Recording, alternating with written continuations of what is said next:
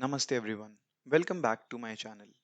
Today is day 12 of the 90-day hard challenge for anthropology. Let's get started. The topic of today is the school of structuralism. This school was developed in 1930s by two famous anthropologists, Claude Lévi-Strauss and Edmund Leach. Now before starting this theory, let me give you a disclaimer. This theory is not well understood by a whole lot of anthropologists, and thus it is preferred that if an option comes, you should skip structuralism and choose some other theory. Because the chances are, whatever content you write, it might not be enough, or the examiner might not get sufficient clarity from your answer, resulting in lower marks. Alright, now onwards to the theory. The basic assumption of structuralism is that there is universality of human thought, that is, it works on a set of rules. Further, they said that humans use structures in their mind to give rise to culture. In simple language, this means कि humans, चाहे वो किसी भी society के हों, culture या अपने आसपास की चीज़ों को समझने के लिए अपने दिमाग में कुछ mental structures का इस्तेमाल करते हैं. One such structure given by Levi-Strauss is the principle of binary opposition. According to him, human mind tends to categorize all the experiences or the social realities into two categories. For instance, good or bad experience, life or death, light or dark, and so on. According to Levi Strauss, even marriage is not fundamentally a relation between man and woman. Instead, अगर हम group के level से देखें तो marriage and especially exogamous marriage was created so that women का exchange हो सके between groups. This would forge alliances between multiple groups, reducing the conflict and thus increasing the chance of survival. This is also called as the alliance theory of Levi Strauss. He gave a similar explanation to explain the concept of incest marriages. Finally, structuralists used a method called as structural linguistics to study culture. According to them, culture, like language, is formed of several hidden rules and structures.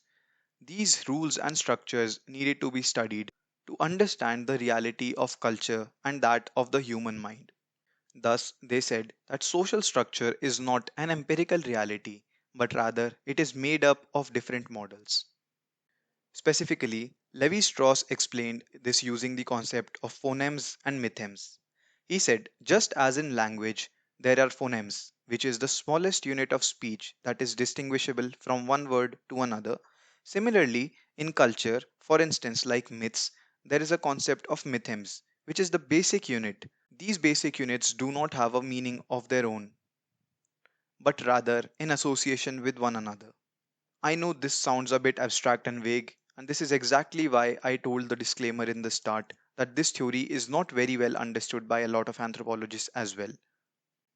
Regardless, these are the points which Levi Strauss used to study the human mind. The second famous anthropologist is Edmund Leach. Instead of applying structural analysis to study human mind, he applied the same to study particular societies. This is the most important difference between the approaches of Levi Strauss and Edmund Leach. According to Leach, culture is actually the study of diversity of a society, whereas structure is the study of constancy in a society. Although these sound opposite, however, the model of a society is always in harmonic equilibrium. To explain this, he gave his fieldwork of the Kachin of Burma. In the Kachin of Burma, he studied two different types of political organizations, Gumlao and Gumsa. Gumlao is nothing but democracy, whereas Gumsa is aristocracy and feudalism. He studied that in Kachin of Burma, no system was found independently, but rather in a mixture, and both were in an oscillating equilibrium. Further, through his study of rail or road traffic signals, he gave the concept of a logical center. For instance, when you see a traffic light, red and green present the two extremes, but yellow presents the middle or the logical center. He used this to strengthen the argument of the principle of binary opposition given by Levi Strauss.